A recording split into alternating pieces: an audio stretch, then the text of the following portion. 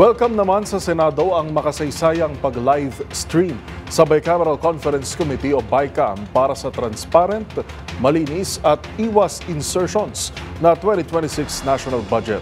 Pagtitiyak pa ng isang mambabatas, wala nang basta-bastang makakapagpasok ng pondo, hindi tulad ng nangyari noong 2025 budget deliberations.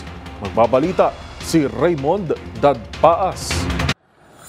Sinuportahan ni Senate President Vicente Tito Soto III ang inanunsyo ni Pangulong Bongbong Marcos na i-live stream ang Bicameral Conference Committee o BICAM para sa 2026 national budget.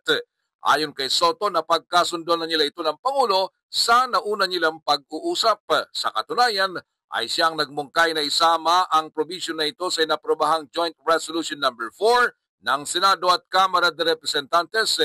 Bahagi ito ng kanilang naisin na maging mas transparent ang pagtalakay sa 2026 national budget at maiwasan ng mga biglang insertion mula sa dalawang kapulungan ng Kongreso. Kinumpirma naman ni Senator Sherwin Gatchalian na sa ngayon ay uploaded na ang General Appropriations Bill o GAB sa website ng Kamara de Representantes matapos maaprobahan sa third reading at naipadala na sa Senado ang digital copy nito.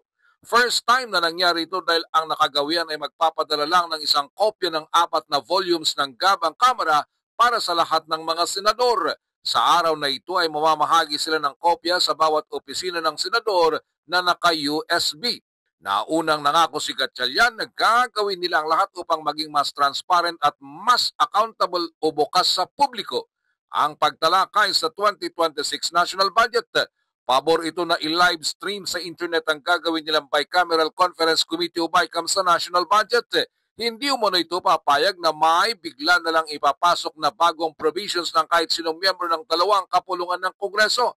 Ang pag-uusapan lang nila sa BICAM ay mga disagreeing provision o ang mga hindi magkatugmang provisions ng Kamara de Representantes at Senado. Diin ni Gatchalian, walang maaring maipasok sa budget na hindi kasama sa National Expenditure Program o NEP, wala sa General Appropriations Bill o GAB at hindi na pag-usapan sa second at third reading. Ibinigay na halimbawa ang nangyari sa Ayuda sa Kapos ang Kita Program o AKAP sa 2025 national budget na wala sa NEP at GAB, ngunit bigla na lamang sumulpot sa BICAM na nilagyan ng budget na 26 billion pesos.